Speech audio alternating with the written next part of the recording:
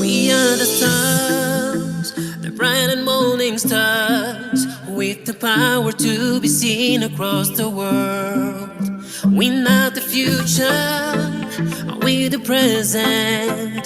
Invest in us and you will see the world is changing. Because our bodies and the future we hold it. We want for you to see that everybody can win. Could it be education or contraception? Everyone will always be here to see. We are family and we are planning to go around the world telling everyone that we demand a voice.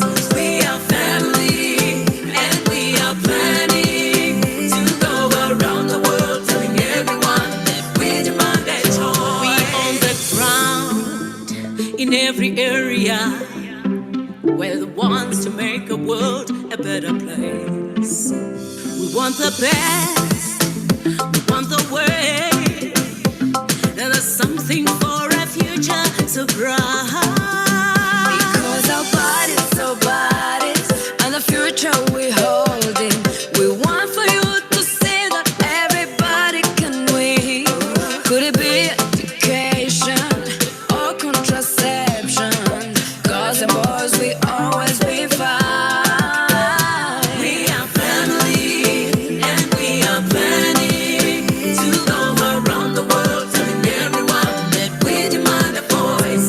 We are family and we are planning to go around the world telling everyone that we demand a choice. We gon' climb up and then rise up. Won't keep our eyes shut, we ain't got enough. I know you tired of seeing things the same way, but in time you realize that things change. We the demographic dividend. You see the work that we putting in. I'ma stay true to me and use my opportunity to show you how to build a community with unity.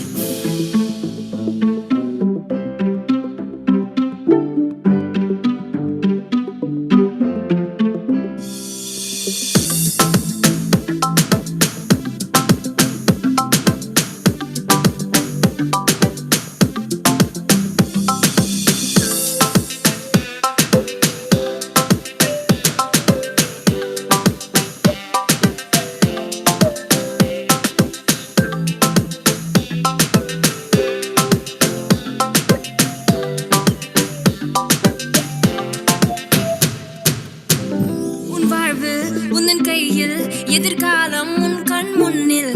மனதையும் உடலையும் பாதுகாப்பாய். வேண்டும் வேண்டாம் என்று சொல்ல உனக்கு மட்டும் உரிமை உண்டு. தேவையில்லா குழப்பம் நீக்க வெவ்வேறு பல வழிகளும் உண்டு. உதவக்கரங்கள் உண்டு, முன் வந்து சொல்வாய் இன்று. உதவக்கரங்கள் உண்டு, நீ முன் வந்து சொல்வாய் இன்று. இன்றே முடிவு செய், உடல்நலத்தை உயர்த்தி வை. இன்றே முடிவு செய், உடல்நலத்தை நீயும் உயர்த்தி வை. Because our bodies, and the future we hold. We want for you to see that everybody can win. Could it be education or contraception? Girls and boys will always be fine. We are family and we are planning to go around the world telling everyone that we demand a voice. We are family and we are planning to go around the world telling everyone that we demand a choice. We are family and we are planning to go around the world telling everyone that we demand a voice. We are family and we are planning to go around the world telling everyone that we demand a choice. We are family and we are planning to go around the world telling everyone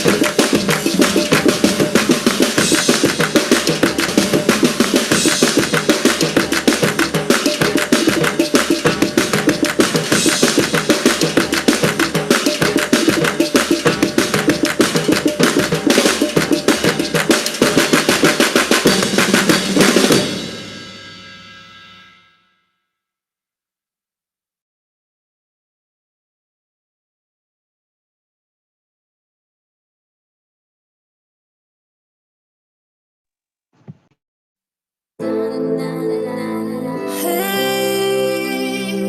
no. Got you, bitch. We are the stars, the bright and morning stars, with the power to be seen across the world.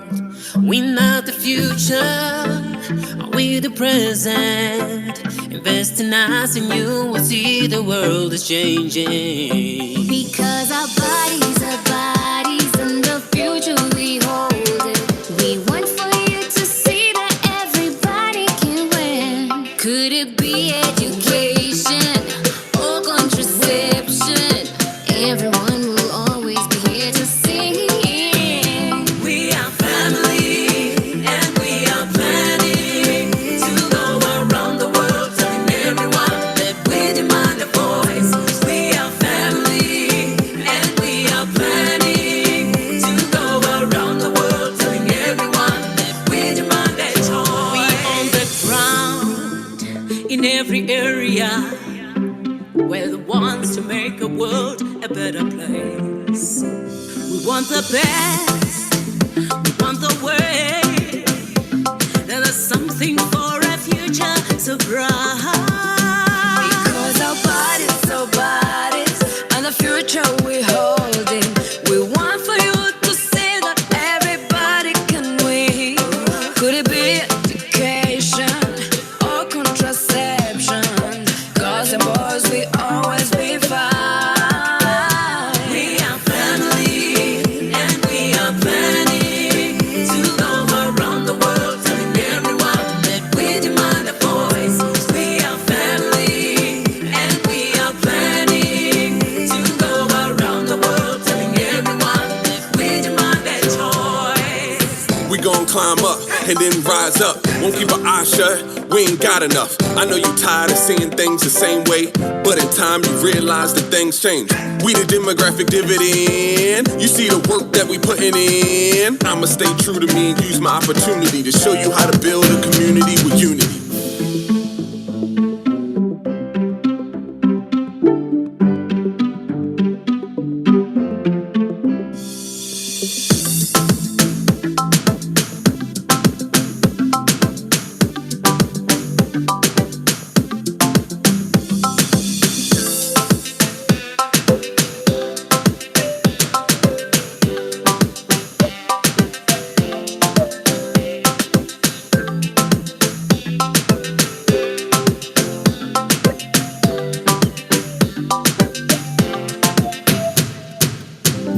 உன் வாழ்வு உந்தன் கையில், எதிர்காலம் உன் கண் முன்னில். மனதையும் உடலையும் பாதுகாப்பாய். வேண்டும் வேண்டாம் என்று சொல்ல உனக்கு மட்டும் உரிமை உண்டு. தேவையில்லா குழப்பம் நீக்க வெவ்வேறு பல வழிகளும் உண்டு. உதவக்கரங்கள் உண்டு, முன் வந்து சொல்வாய் என்று. உதவக்கரங்கள் உண்டு, நீ முன் வந்து சொல்வாய் என்று. என்றே முடிவு செய், உடல் நலத்தை உயர்த்தி வை. என்றே முடிவு செய், உடல் நலத்தை நீயும் உயர்த்தி வை. Because our bodies, and the future we hold. We want for you to see that everybody can win. Could it be education or contraception? Girls and boys will always be fine. We are family and we are planning to go around the world telling everyone that we demand a voice. We are family and we are planning to go around the world telling everyone that we demand a choice. We are family and we are planning to go around the world telling everyone that we demand a voice. We are family and we are planning to go around the world telling everyone that we demand a choice. We are family.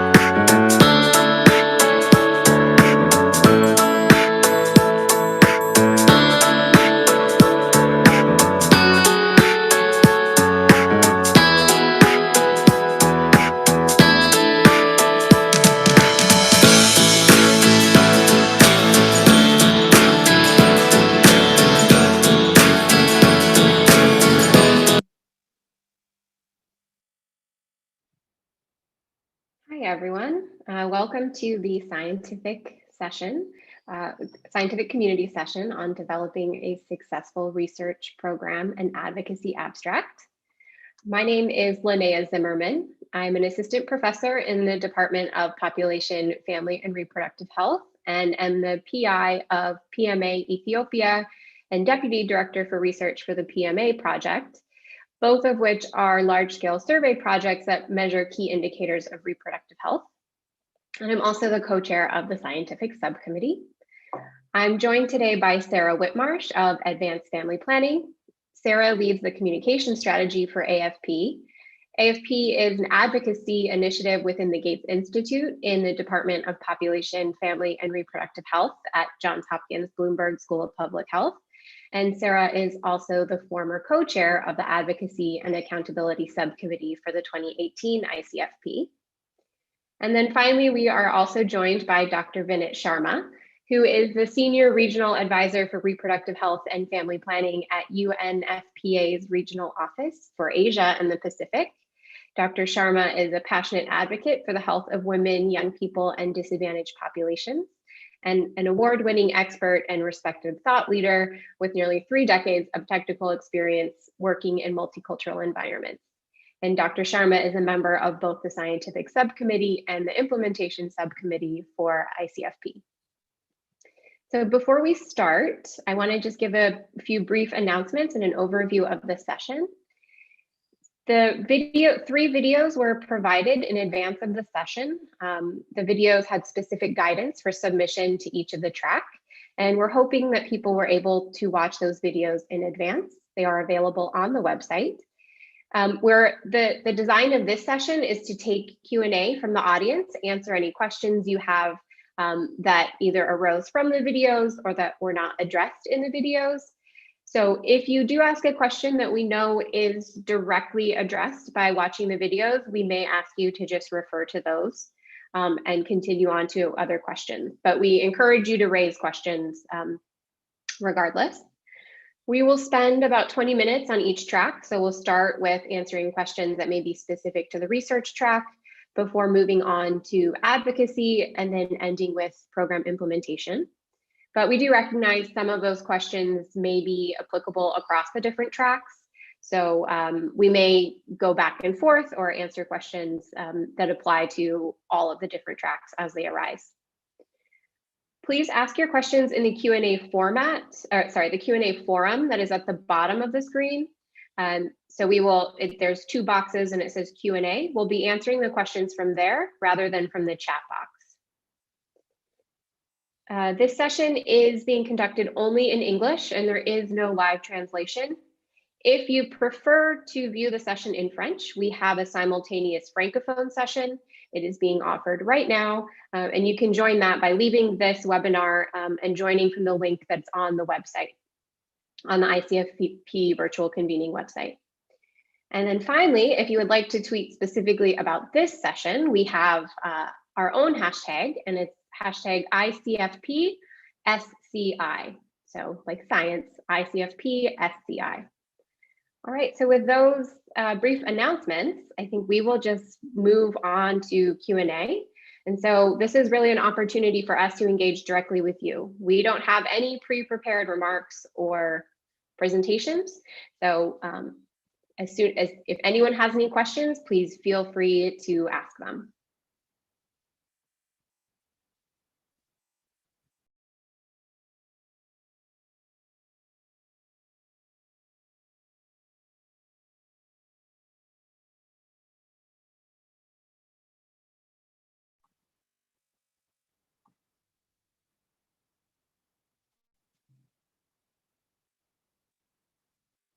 Not seeing any questions so far. Okay. Kate Rademacher asks, if ICFP is postponed until 2022, how will this affect timelines and processes? So it's a great question, Kate. We were anticipating someone would ask it. So right now, the ICFP steering committee has not made the final decision. They are certainly weighing the option of delaying the conference because the safety of participants is the #1 consideration for for the steering committee. If the conference does continue in November as originally planned, we will be making announcements about the timelines ASAP, and we will be extending the submission guidelines accordingly. So people will have at least a month to submit. If the conference is delayed, the date has not yet been selected if it is delayed, but we will also be communicating about those timelines as well. So I can't give you specifics right now, unfortunately. What I can say is that we will absolutely make sure that those timelines are communicated as soon as we can.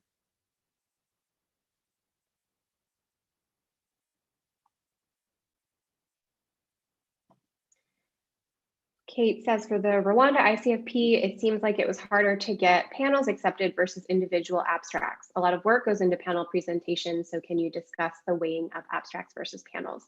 Absolutely, that's a great question, and is not one that we covered in the video, so thank you for submitting that. The panels, I would say that a lot of the challenges that we had with the panels is that when submitting a panel description, you have to submit a general description of the panel as well as individual abstracts, and each of those components needs to be complete. And the ICFP website, when submitting, has specific sections. For many of the panel submissions, parts of the submissions were left blank. I can't say that that's true of every panel submission, but I do know that that was an issue with the reviews last year. And that may have been because of needing both the individual abstracts from presenters as well as the panel description itself. So there was a fair amount of incomplete data, unfortunately. Some other considerations are for the panels to cover a variety of organizations. Many panels, I believe last year or at the last ICFP, were organized by one organization and had speakers from within that organization. And so it's a priority to really make sure that the panels engage with a lot of different speakers. The follow-up question from Kate is, does each reviewer get fewer panel slots to approve, meaning is a heavier weight given to individual abstracts? I'm not exactly sure of the best way to answer that. So I wouldn't say that there's a heavier weight given to individual abstracts. The number of abstracts that we get, we will, it's hard to anticipate the number of abstracts that we will get, especially this year, and with the considerations of being able to attend in person or virtually. So it's a little bit hard to really anticipate what weight will be given moving forward. In an ideal world, assuming that everyone is able to participate in person, we will, once we have the number of submissions, we will rate those, and based on the number that we consider to be high quality, we will organize them into sessions. I wouldn't say that there is necessarily a greater weight given to the individual versus the panel abstracts. I think it's just a matter of it being relatively more challenging to organize a thematic panel that has a clear theme and contribution, as well as the abstracts from 4 or potentially 3 to 5 different presenters. I think that the logistics of that is often harder to manage and communicate. And so it's perhaps easier for individuals to communicate their own abstracts. I would not say, however, that they are weighted more or less strongly. And the last thing as well is we are hoping this year that each of the scientific subcommittees will also be able to help review and organize some of those panel sessions. And so ideally the panel sessions will be able to be coordinated and supported so that there's more cohesion and a greater ability to get those accepted. Saleh asked, what are some important topics for researchers to focus on after FP 2020 and the initiation of FP 2030? Do we have proposed tracks for ICFP? Yes, so all of the tracks are available on the website. If you go to not the virtual forum website, but the ICFP 2021 website, there is a list of tracks there that are posted. I can't necessarily speak to what is the most important research question. I think that really depends on your own your own research ideas. But I do know that the theme of the conference is universal health coverage and and family planning. So there will certainly be a focus on integration of family planning into universal health coverage.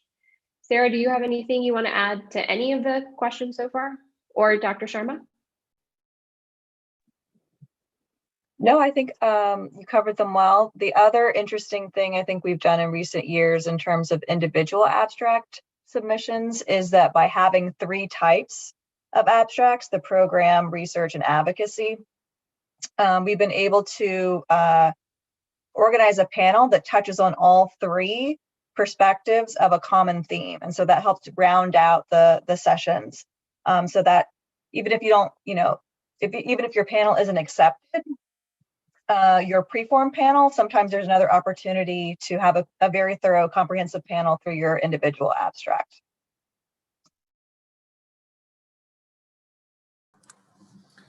Thanks, Linnea. Thanks, Sarah. Well, with the past experience, you have already answered most of the questions. I would just say that all abstracts have good chances of being accepted if they have been well written, they are concise, and they restrict to the word limit. And they should be appealing. That's more important, and they should be interesting. Otherwise, most of us, all of us are involved in scientific research. But if it is clear and if it follows a sound scientific methodology, there's no reason why it should not be accepted. Thank you. Thank you. Are there any questions on the organization? Oh, sorry, I do see there's a new question. Once abstracts have been accepted, will templates or guidelines be provided for the preparation of posters or talks? No, I don't believe that we provide templates. We can certainly discuss with the organizers as to whether or not that's the case, but most presenters, I think, generally prefer the templates of their organizations. So we don't provide specific templates. That would be something that you would discuss with either your organization or create on your own. And that's the same for both presentations and posters. Another question is, climate change is becoming an urgent and emergency issue. How does FP fit into this discussion? I think, Dr. Hania, that this is certainly true. We are, the ICFP sessions this year, I believe, do include at least a subtopic of climate change. I would have to check. It's been some time since we confirmed the tracks. But that is certainly an issue that we know is coming to the forefront, and a lot of people have research interests in that area. So I don't believe that there is a specific track for climate change, but it certainly can fit within some of the larger themes of the track. And so we would encourage you to submit any research that you've been doing, or research, advocacy, or program implementation that you've been doing that relates to that question.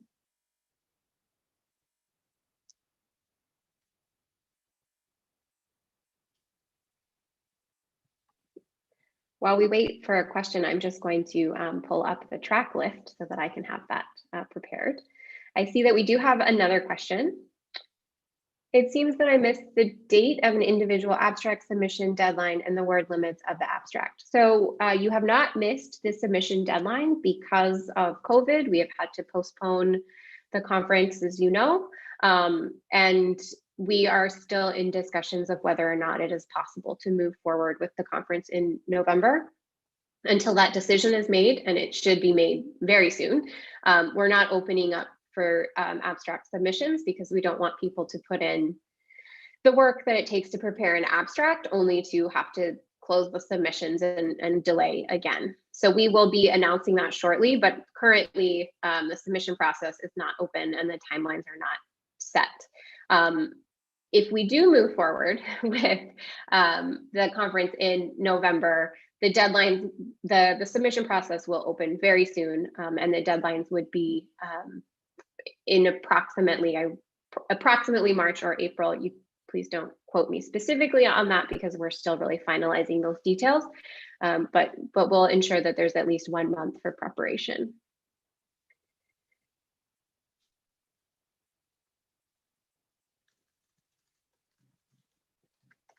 As for the word limits, those are included in the video. Each of the videos has specific guidance on what the word limits are for each section, and they're also available in the abstract submission instructions on the website.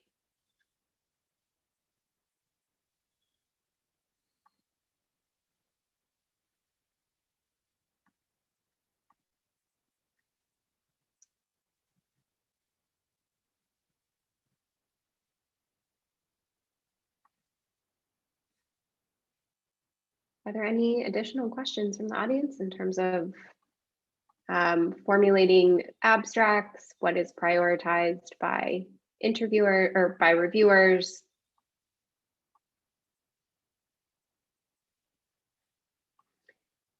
Anita asked, if our abstract or panel can apply to more than one track, should we just use our best judgment to choose one or apply to multiple tracks? And will there be an option to propose a panel with virtual and in-person participants? That's a great question, Anita. So ultimately, yes, you should use your best judgment, but I believe you can you can identify 2 tracks that you would like to submit to.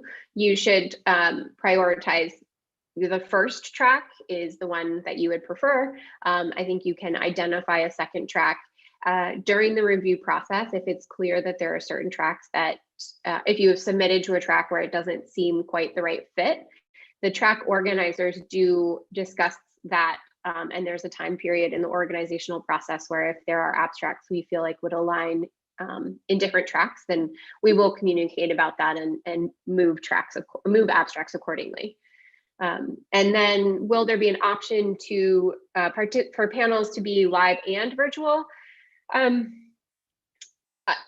I'm not going to answer that definitively right now. I would say that we're all moving in the direction of certainly opening up for more engagement virtually. And so I would say that that's a very good chance, but I don't believe at this point the logistics of that have been confirmed. And so I wouldn't want to give you the wrong information. But I would say that that's certainly something that is on the forefront of the organizers' minds.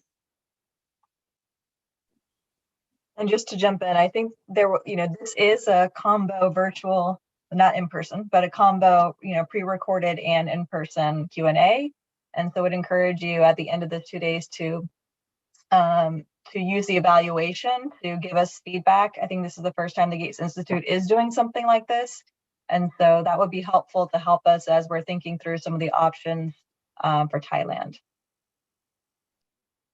Yes, absolutely.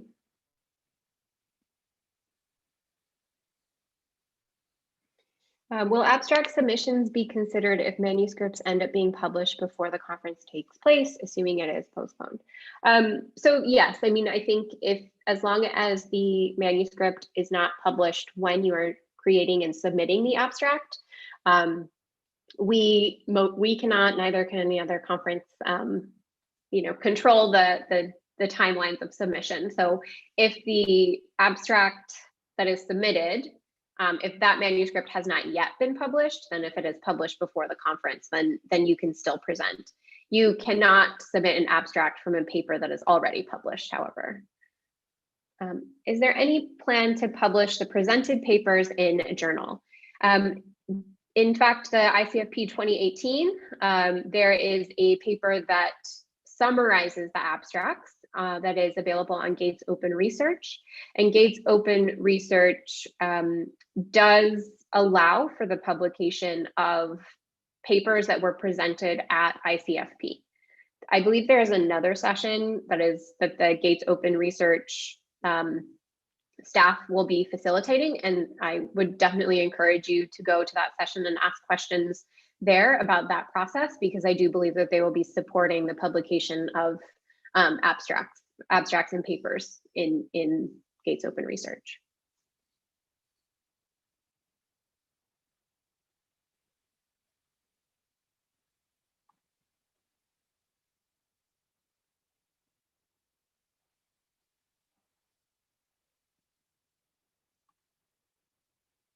And I'm just pulling up the themes, the tracks for the next conference. And I will read through them very quickly, but I definitely encourage all of you to go to the website because it will be more interesting than me reading through 15 or 16 different tracks. Universal health coverage and family planning is the theme of the conference, and so it of course has its own track. We will also have a track specific to the impact of COVID on family planning and reproductive health. There will be a track that focuses on returns on investment and the demographic dividend. And then there are several tracks that have been tracks at previous conferences and which have solicited a large number of abstract submissions and interest. And so those include demand generation, social norms and behavior change, fertility intentions and family planning, gender equality, empowerment and reproductive rights, improving quality of care, expanding access to family planning, advances in contraceptive technology and contraceptive commodity security, integration of family planning into health and development programs. And this does include discussion of climate change as well. So there is a sub-theme there of integration of reproductive health and climate change programs.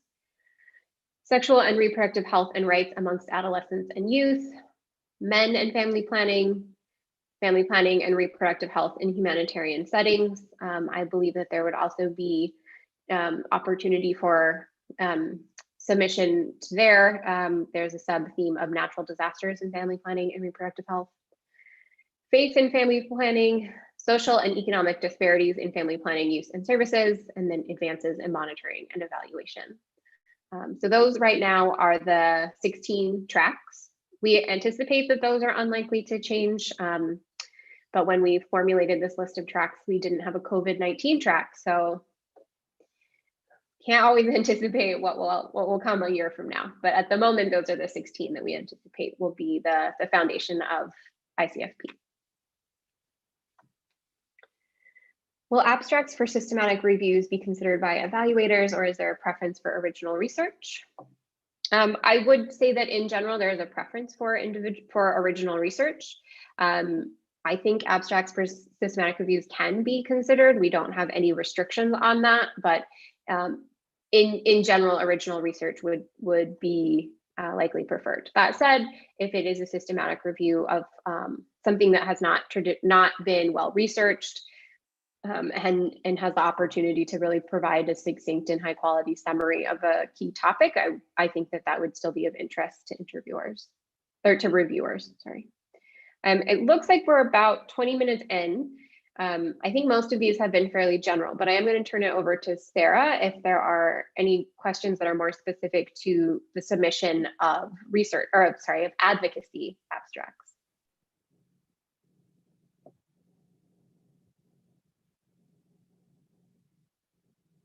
I'm happy to answer questions, so keep them coming in.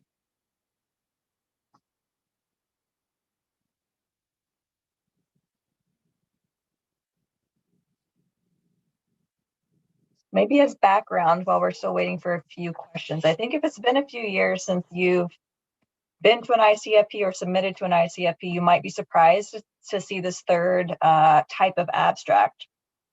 It is somewhat of a new format for us. Advocacy and Accountability became a formal conference subcommittee in 2015 and was spotlighted as a track for the first time at the New Sedua conference in 2016. However, it was just one of the thematic tracks, like the ones that Linnea just read out.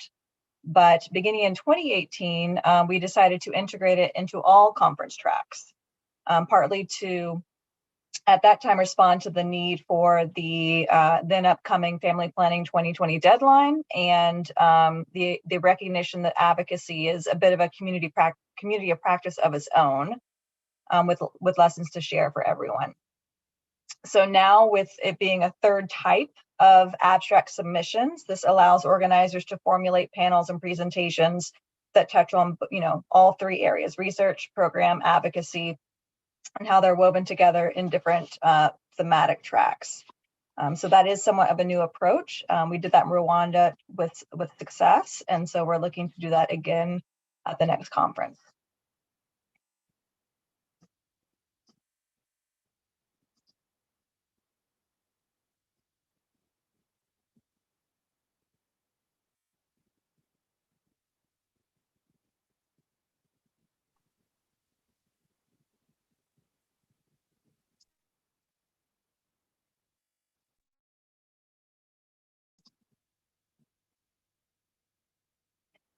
So to clarify, the three areas are separate submissions or woven together. So as best I recall, when you submit an abstract, an individual abstract, you get multiple choice, and you have to select which of the three types of abstracts you are submitting to.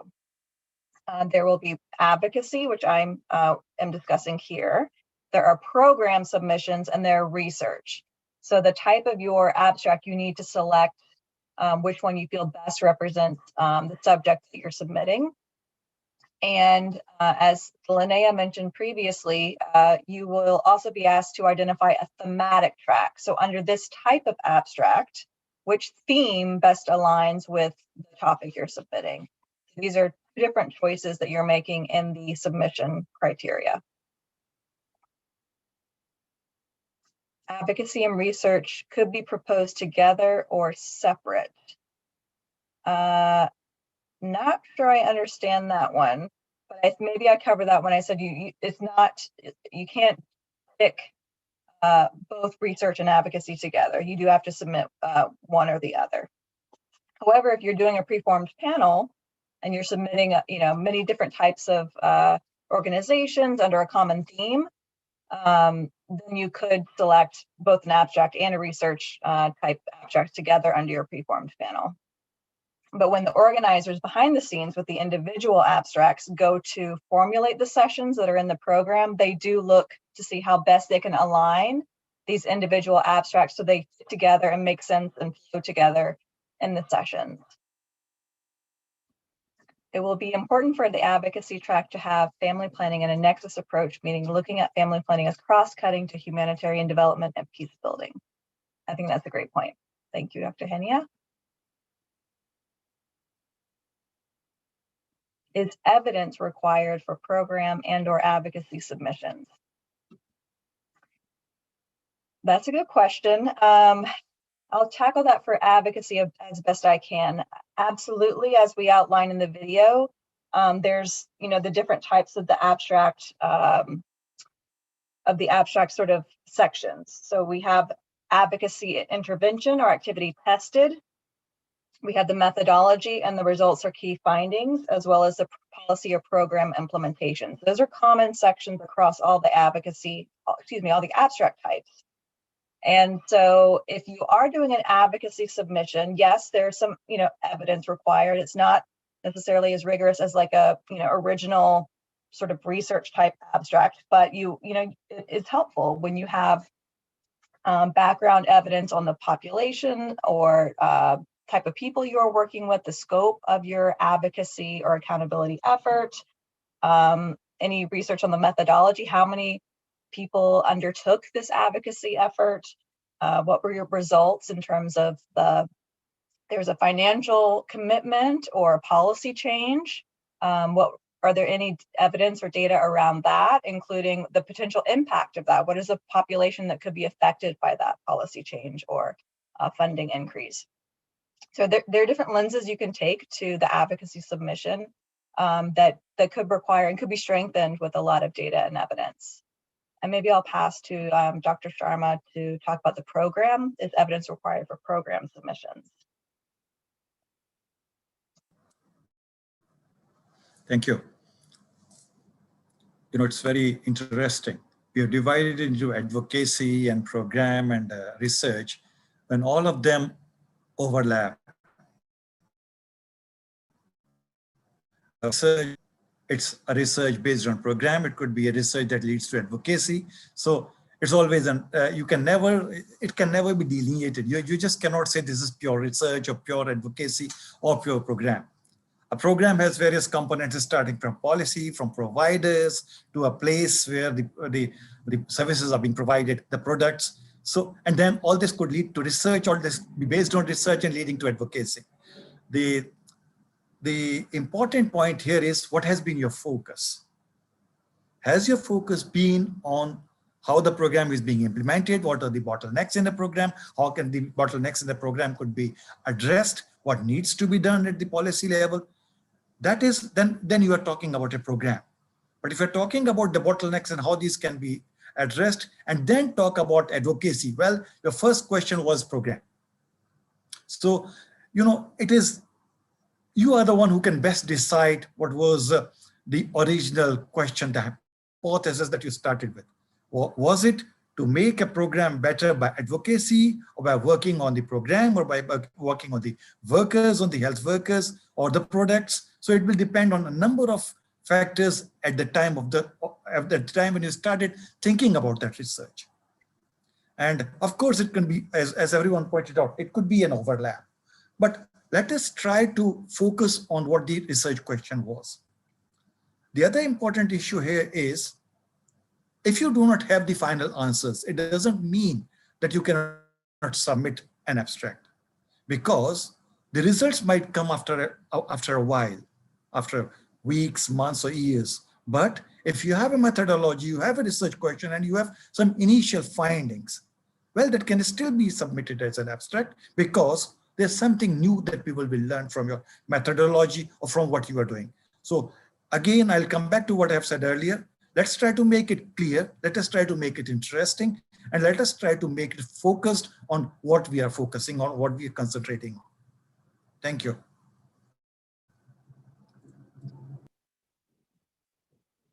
Great point. Any other questions?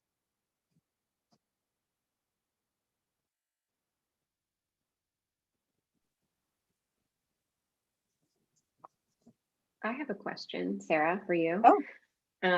So as a person who does fall fairly squarely into the research bucket, I guess, in terms of reviewing an advocacy abstract, what would you say really makes an abstract stand out as an advocacy abstract, where you're not necessarily going through the details of X people were selected and follow-up rates were this and this and this? What details really make it an advocacy abstract stronger? That's a really great question. I think when it is very clear that a before and after snapshot, a before of what you were hoping to do with your advocacy effort that you undertook.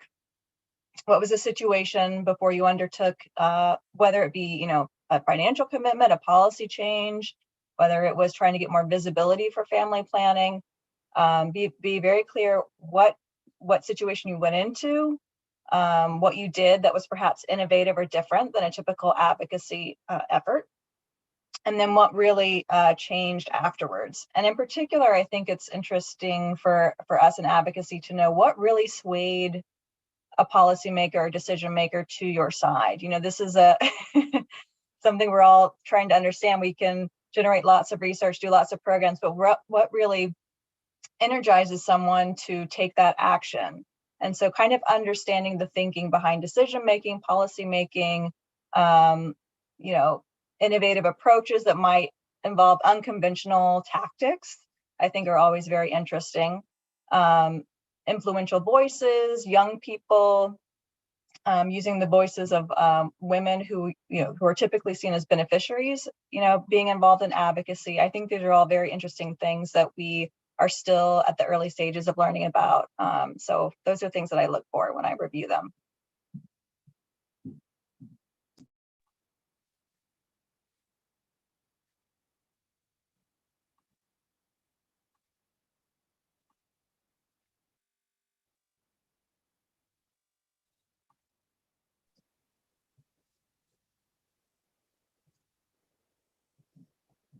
For those of you who are participating but you haven't yet had a chance to watch the videos, please do continue to submit questions, and we're happy to continue to answer those as well. Mm-hmm. And I did, before I prepared for this session, I did take a look at what were some of the highest scoring advocacy abstracts from the 2018 conference, just to give people a flavor of the types of advocacy abstracts that have been successful in the past. And I think that this is a recommendation that's true for, program research and advocacy, to take a look at the last conference book that publishes all the abstracts and see which ones were accepted.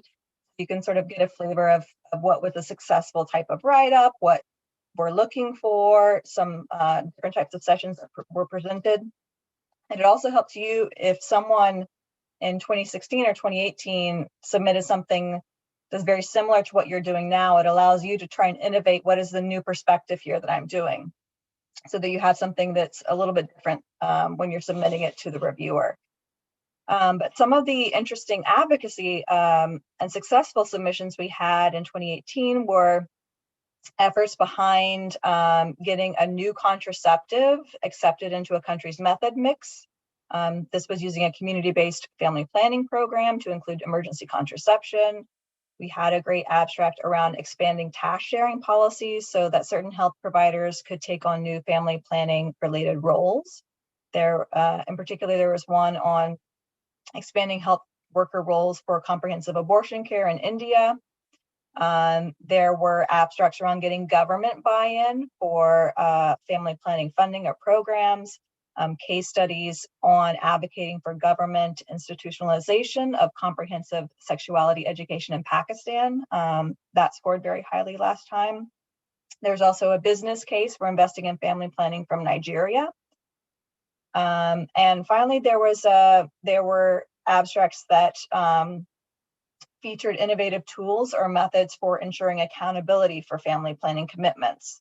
So for example, there was one on fostering subnational accountability through a decision maker-led internal assessment for family planning commitments in Kenya. And that is actually the example that we walk through in our abstract video presentation. So you could see each section of that abstract and how it really laid out the case and made it very, very easy to decide that this is one we wanted to feature at the conference.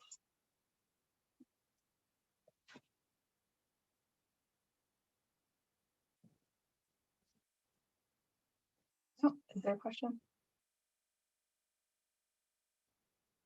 Oh, as it is with regular research findings, where both positive and negative results are important, are we interested in advocacy abstracts that show an effort that wasn't productive or not as productive as initially expected? And that's a great question from Coyote. So yes, I think absolutely we want to hear about things that were not productive or maybe that have mixed results. I think there's also in the abstract sections, there's a section on not limitations, but it's called policy or program implications. And so there's also an opportunity there to talk about what did not go well, what was unexpected, as well as where can you go from there, learning what you learned. What would you do differently next time, for example? So those are all important things and can give reviewers an opportunity to know that you know the limitations of your own effort, and it definitely gives more depth to a submission. Where can I find the conference book with the accepted abstracts from the last ICFP? That's a great question. Since I said you should go look at it. I think there will be a link. I believe on the Gates Institute homepage, there's a way to find past ICFP websites that will allow you to look at the accepted abstracts. Maybe Liz or someone who's supporting this can find that link for us, but it is searchable on the Gates Institute website.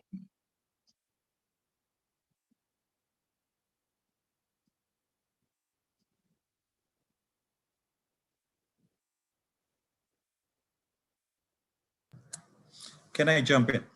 Linnea seems to be super efficient. She already searched that link and had shared it with the participants. Well, Sarah, just to compliment what you said, it's more important to learn about what has not worked well, the failures. It's easy to replicate successes, but I think it's a great idea to learn from the failures of a program, from the failures of a pilot project, what did not work well. Let us take an example. Maybe in 2019, November, someone came with an absolute great idea that we should train health workers to go for home visits. And a great program was launched in a country or in a subnational level. And then when everything was ready, you had trained the workers and they were ready to go, and then COVID struck and no one went for home visits. So is it a success or is it a failure? There is an unseen, unforeseen, confounding variable that we had not taken into account. So Well, many countries would like, many projects and many programs would like to learn from these experiences as well. And they can be great examples. So of course, successes are good, but we learn more from what should not be done or what should be done differently.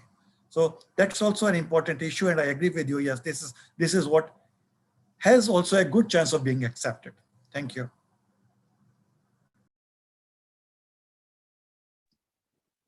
Great. So last call for advocacy related questions. I think now we're answering them all along the way, but we also have some dedicated time for program implementation abstract questions.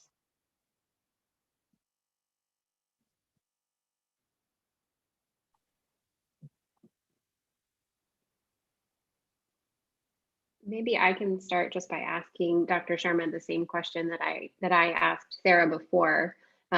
What makes a program implementation abstract stand out, particularly in that it often can have a lot of overlap with research. So what would you say, what makes an implementation abstract different from research? We talked a little bit about this already, but what really makes one stand out as exceptional? Well, it's not an easy question because, as I said earlier, there's so much of an overlap. And of course, when you are working on a program implementation, you could come up with research, you could also come up with some advocacy. What the key question here is, what were the reasons a program was not successful, or what were the, as we mentioned earlier, what were the hurdles, what were the bottlenecks in a program that were hampering success or efficiency of a program. The second thing would be, what could be the socio-cultural factors, factors associated with the staff were just not available. Or you had the products available, but the staff was not available. Vacancies, staff vacancies. There could be some program innovations that some country or some project decided. We discussed some program innovations earlier in the other research session.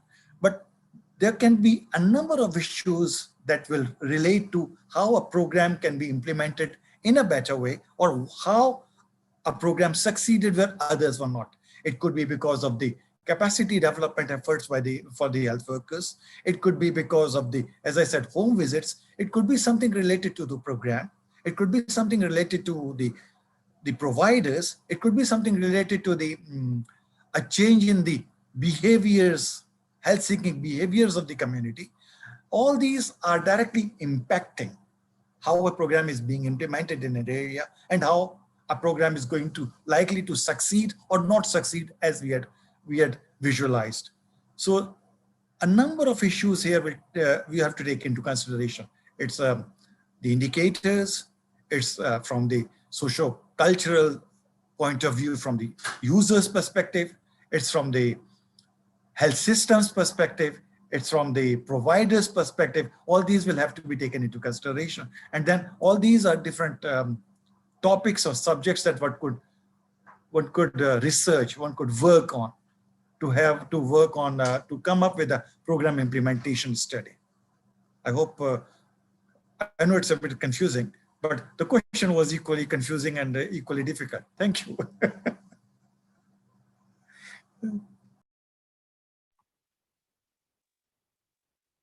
So we have another question for you, Dr. Sharma. Besides other parameters, is regional diversity and representation one of the criteria for selecting an abstract? And how do you ensure that? Yes, this could be, again, something of interest.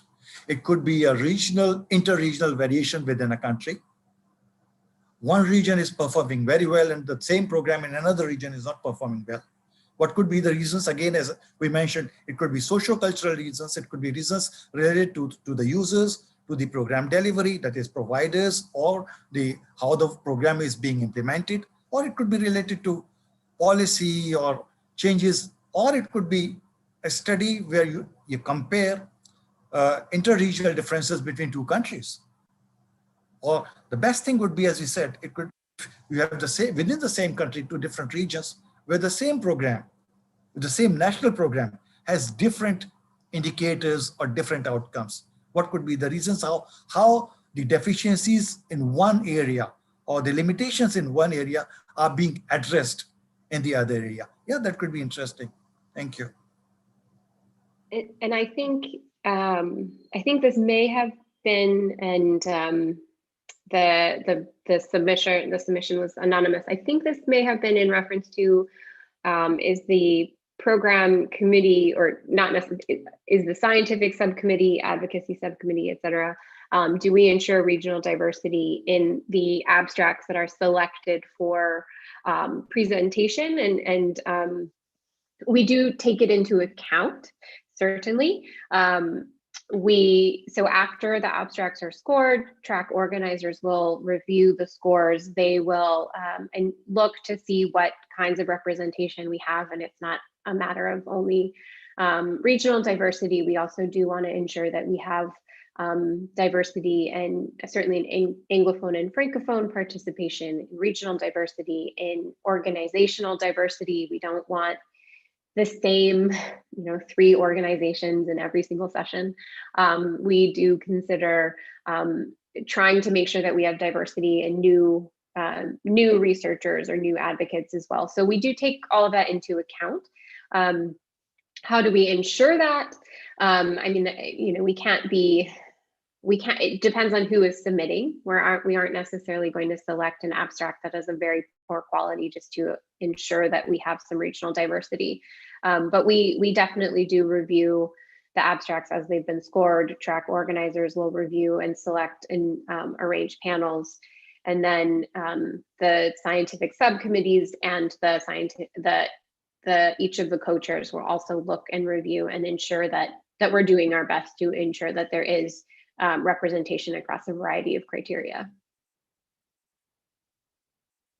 I'm not sure if Sarah or Dr. Sharma, if you have anything else to add to that.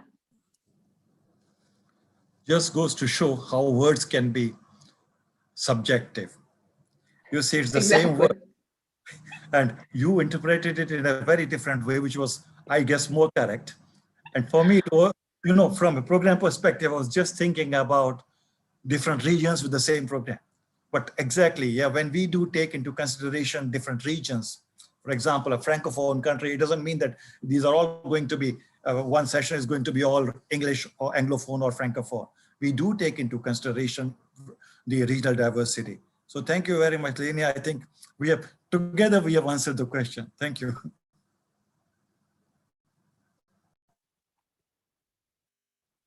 So a lesson, I think, as well for writers is be very specific in your language and writing. You can see that it's very clear to interpret things in multiple different ways. So be as specific and clear as possible. Okay, this one is specific again for Dr. Sharma. So what types of data and evidence make a compelling program implementation abstract? For example, HMIS data, monitoring data, research data, qualitative data, etc.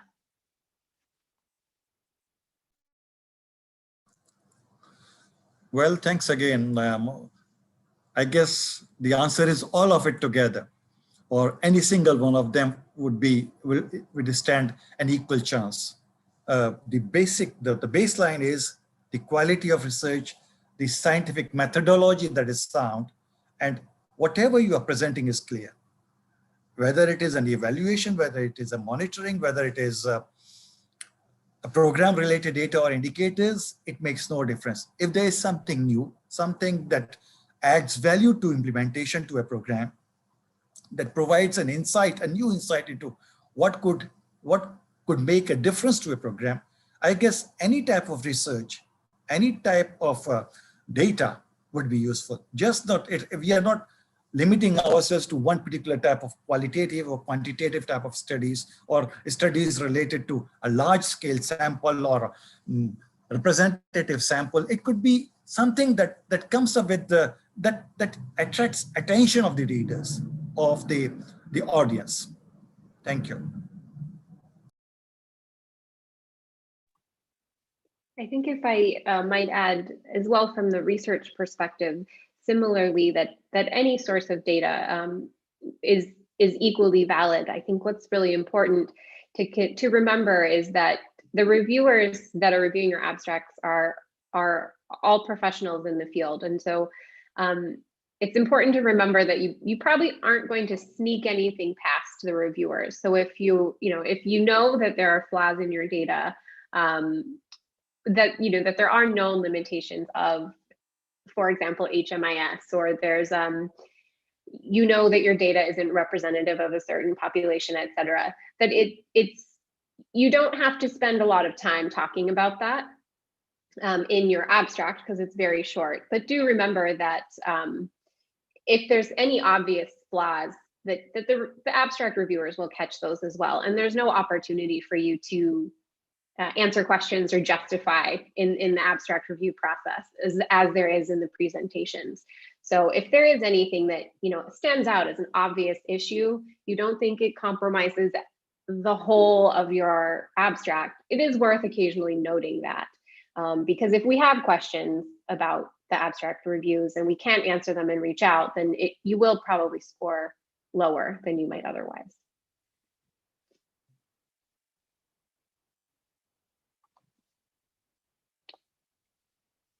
So we have a comment in the chat.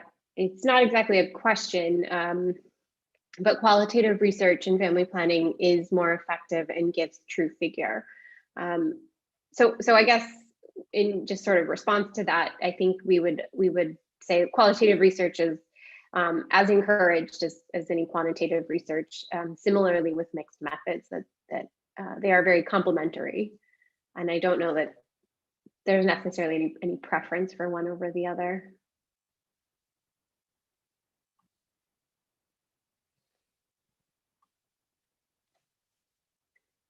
So we have a question, are program evaluations conducted as academic research considered research or program abstracts? Dr. Sharma, why don't you go ahead?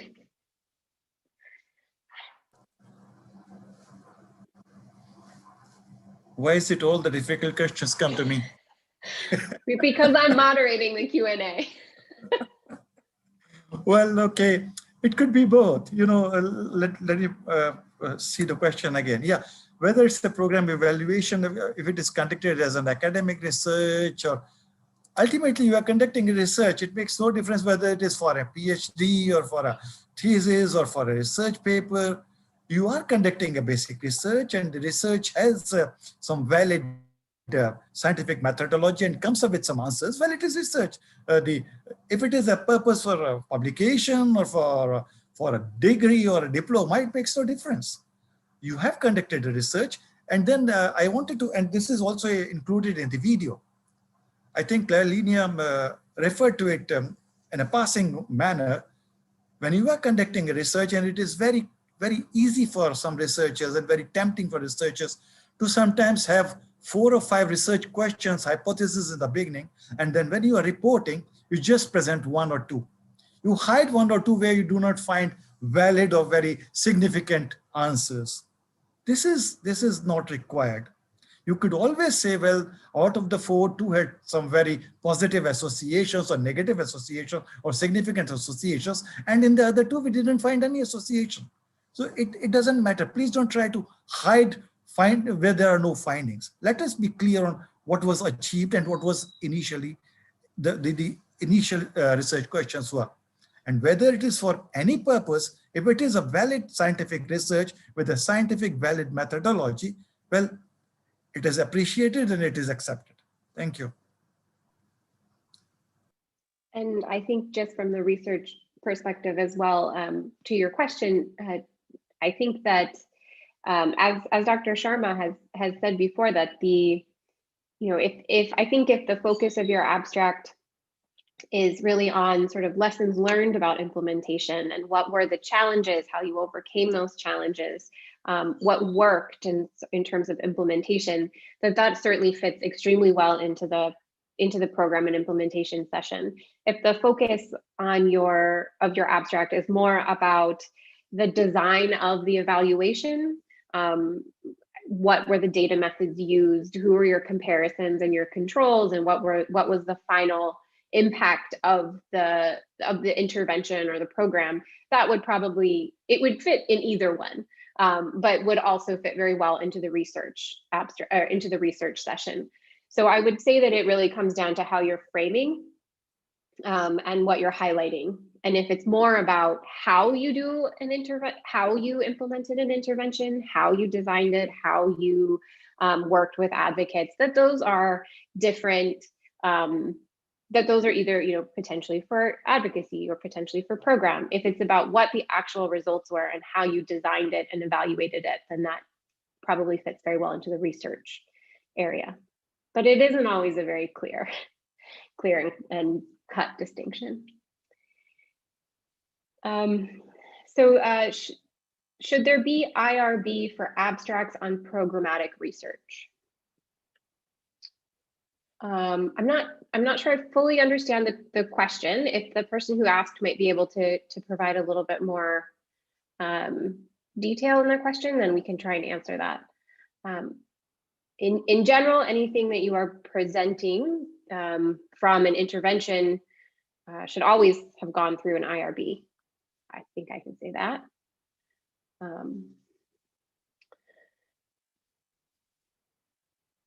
But so ethical clearance for the data collection. So I think we would all agree that if you're collecting data from a population, whether that is for the purposes of research, for the purposes of program evaluation, or if you're collecting data from a population, even to evaluate the impacts of advocacy, that all data collection should go through an ethical clearance, particularly if the purpose of your data collection is to disseminate that research. So if from the beginning you know that you are, well, it doesn't matter if it's from the beginning or not, if you are disseminating findings, then that should have been reviewed by an ethical committee, and the respondents should have agreed to what should have gone through an informed consent, so that they know what you're doing with the data. Do you need proof of IRB approval or exemption when submitting ICFP abstracts? No, you don't, and you don't generally need to note it within the abstracts either. But as a good practice, if you're collecting data, then you should be submitting through IRBs. What about the program learning and sharing? Dr. Sharma, do you want to take that one? Because I think it's more about how the IRB might relate to sharing implementation lessons.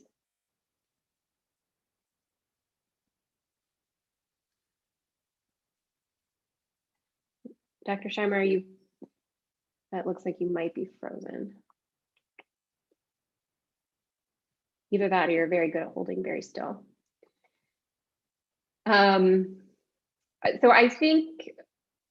So I would say that in general, you don't need an IRB. You don't need IRB approval to share lessons learned. They aren't generally the experiences of individuals, or if they are, they're experiences of individuals within the program itself. So I think it's always I see we've lost Dr. Sharma. Oh, he's back again. All right, great. So Dr. Sharma, maybe you can just comment on whether there's guidelines of when the IRB should be used if you're talking about program implementation lessons learned. Well, it's very clear. Most of the times, am I audible now? Okay. I think there was a problem with the internet earlier. Most of the research, when it is dealing with individuals, when it is dealing with people, in any case, all research should be cleared ethically from the ethics committee. But sometimes in some exceptions, for example, if you're working on secondary data or data from surveys, for example, data from censuses, data from national health surveys, national family surveys, this might not be required. But it is always a good practice to get it cleared, to get your research cleared from the ethics committee of either your institution or from whosoever the authority would be. And because sometimes when you're talking, for example, in a qualitative research, you're talking to individuals and you are collecting their personal perceptions. It is always good at the very beginning to tell them about what is being collected and how it is going to be presented, how it is going to be shared. So Yeah, I think it's a very good idea. It's important. It's not a good idea. It's essential, mandatory to get that clearance from the ethics board. Thank you. Sarah, do you have any thoughts on this in terms of advocacy, since I think often the data isn't necessarily coming from individuals in a population? Yeah, it depends on the type of advocacy or accountability submission. You know, if there was an advocacy effort and you wanted to hone in on one key part of your campaign or your effort, and you wanted to go back and say interview some decision makers or policy makers as like a focus group, then yes, I think you would go through the same process that you would for any other kind of program or research evaluation or study. But you know, a lot of times programs you know, can get started without that if you're not technically studying a population, if you're sort of, you know, doing activities alongside other partners. So it kind of depends on the type of submission. And it's not uncommon also to establish a program in a certain context or country, and then, like I said, if you have more follow-up you want to do, to seek IRB, you know, even after a certain project has begun. So it's not something that's like, you know, if you don't have it, you're in a tough spot. You know, you can always go into an IRB as a special part of a project that's already ongoing.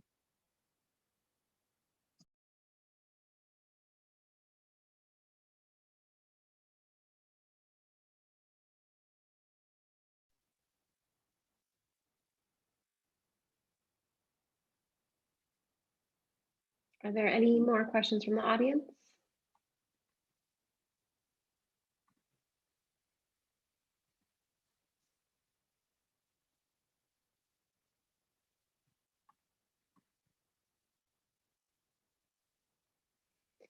So it looks like I'm just looking through the chat here to see if there's any more questions. I see there's been just some notes about different methodologies that you can use and what might be appropriate in different locations. Hayek, thank you for saying we are amazing. I think we all appreciate that. If there's no other questions, I think that we may finish up the session. But we're happy to stay here in the event that anybody does have any final questions that they'd like to ask.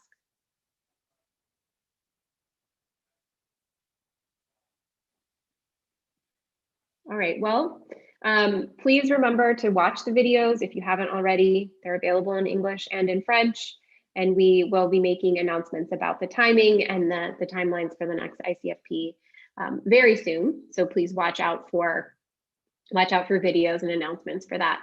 And those videos will be posted for some time, and I believe will also be on the YouTube channel, so you can download and watch them as many times as you need. So we look forward to seeing you all at ICFP, whenever it may be.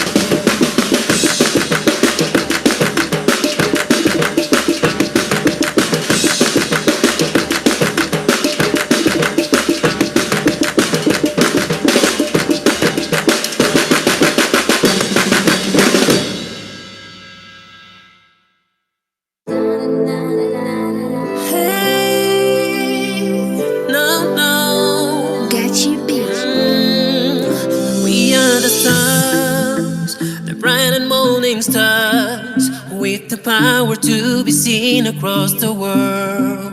We're not the future, we're the present. Invest in us and you will see the world is changing. Because our bodies and the future we hold it. We want for you to see that everybody can win. Could it be education or contraception? Everyone will always be here to sing. We are family and we are planning to go around the world telling everyone that we demand a voice. We are family and we are planning to go around the world telling everyone that we demand a choice. We on the ground in every area.